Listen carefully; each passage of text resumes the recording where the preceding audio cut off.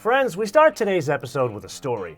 Way back in the fall of 1991, I'm sitting in the passenger seat of my mother's '84 Volvo diesel sedan on the Cross Island Parkway when a spaceship passed us. I begged her to catch up to the thing. It took her like 15 minutes, but when we finally got there, I realized this was a car that was designed by filling balloons with plaster that became the first ever sport coupe in Toyota's then new luxury division. The only way to describe the experience, I felt as if I'd come face to face with Jeshua himself. Well, fast forward 25 years, and this man feels Lexus design needs another injection of religion. So today, let's throw my mother out of the driver's seat, get the hell off the Cross Island Parkway, and drive the absolute polar opposite of a boxy diesel Swedish sedan.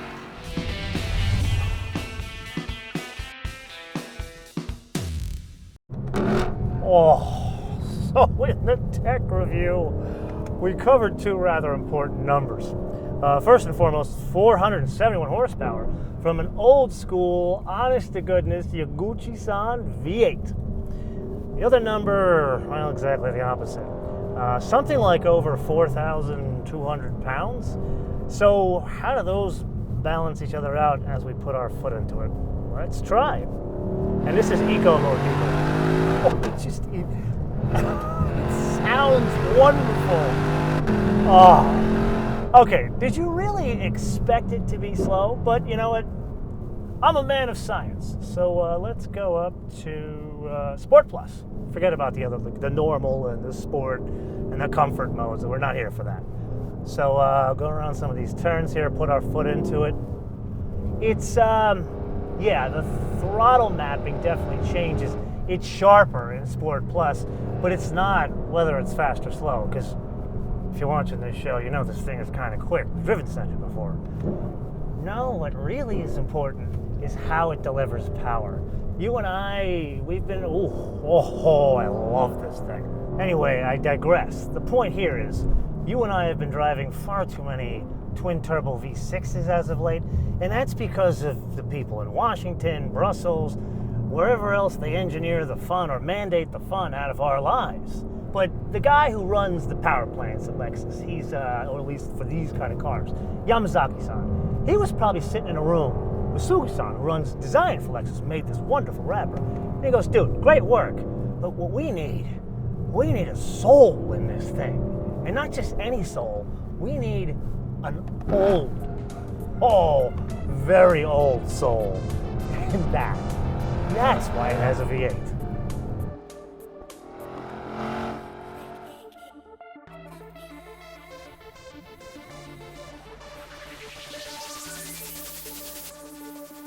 Now, before we go on any further in this episode, it's important to understand how this specific car is equipped. This has virtually every single option on offer, which means it's got the performance package, and that's made up of the 21-inch wheels, a Torsen limited slip differential, and most importantly, an active rear-wheel steer system.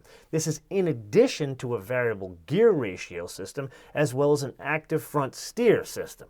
Okay, now that we know that, two more pieces of information.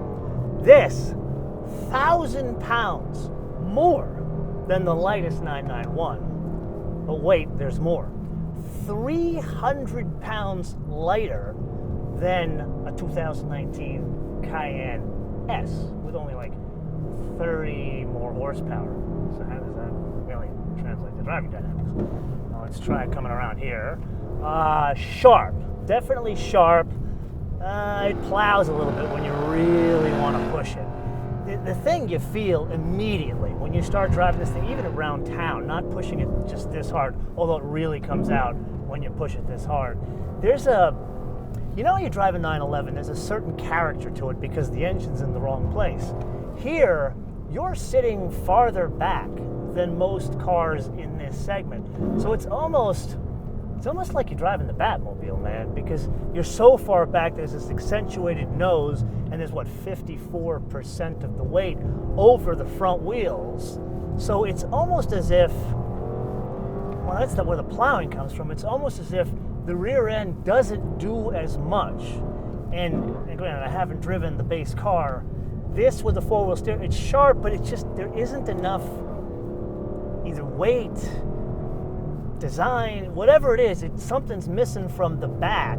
And it's not that it's a huge, there's no squat in the outer rear corner that's happening. What's happening is it picks up a little bit on the inside corner. That's unique. Granted, is this a full-on sports car? No. Let me put this another way. The engine hanging out behind the rear wheels in a 911 is the character that defines the driving dynamics of that vehicle for 55 years. It's not just an old soul that defines the driving character here. It's the fact that you are positioned where you are and how it impacts the driving dynamics.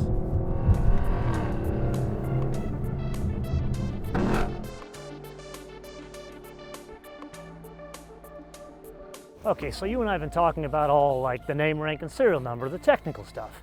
But really, this is where it kind of comes into being.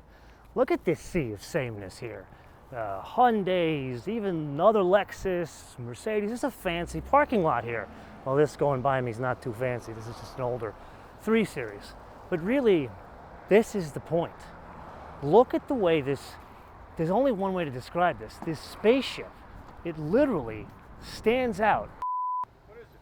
What do you think it is? It's not a Woody Musk. What the hell's his name? That's not a Tesla. What is it? I don't know what that is. It's a Lexus. Are you kidding me? Yeah, can you believe that? No, me? Yeah, can you believe that? Production? That's production. My kid would go crazy. What's that, $1.50? Wow, 200? I'll tell you what, I'll sell it to you for $1.50. Okay, so let's roll back to normal and go over a couple of notes. First and foremost, love the pageantry of the sliding single gauge. Yeah, it's TFT screen, but they've got the bezel around it to give you that old school feel. And then continuing in that theme of old school, I know we talked about the toggle switches in the tech review, but in practice, think of this as like an open letter to all car UX designers. This is what you need when you're piloting a 4,000 plus pound vehicle. Haptic feedback doesn't allow you to keep your eyes on the road. And this extends out, now that I've been driving this thing for over a week, even down here. Originally I wasn't, when I first got in this thing, I was like, I don't know what's going on. But once I got used to where the volume, the seek, and the scan buttons for the radio, as well as the different application buttons that are in front or in back of this like pod here, once I got used to it, it's unbelievably intuitive to the point where I don't even need to look at all where it is because my hand falls so naturally here. This, not so much. This is kind of wonky. You gotta look to see what's going on. I don't love this setup. My thinking, perhaps BMW is doing the right thing here by having another knob. So I would say 2 knobs here, one for the volume separate, and then another one that controls all the finer movements within the apps and the UX here.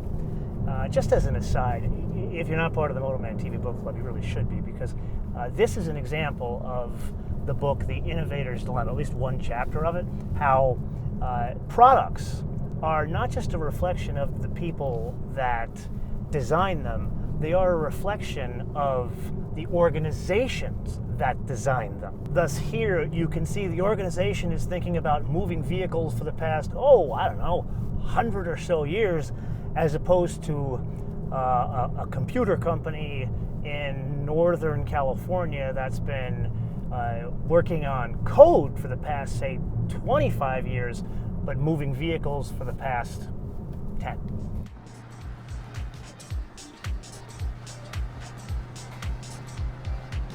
With the frequency at which I drive new cars on an annual basis, there are very few where I say, oh my God, I need to drive that thing.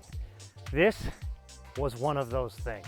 And I was worried because maybe I built it up too much in my head and it would let me down in reality, but no. She ain't perfect, but oh my God, is she magnificent.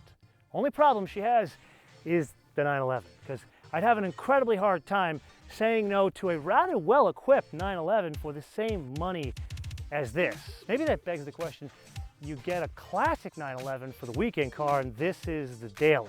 But then I'd have a hard time leaving this thing in the garage on the weekend, because just look at it. Anyway, this is not the last we're going to be seeing of this. If I'm reading the tea leaves correctly, there's going to be a 600 horsepower F-Sport version. Can't wait to drive that one. Maybe they'll sort out some of this stuff in the back, but even if they don't, she is wonderful as she sits. Perhaps while we're dreaming, how about a roadster version, like a la McLaren kind of thing, where the buttress is here, but you know, you got the old soul we talked about, and like the Batmobile Proportions.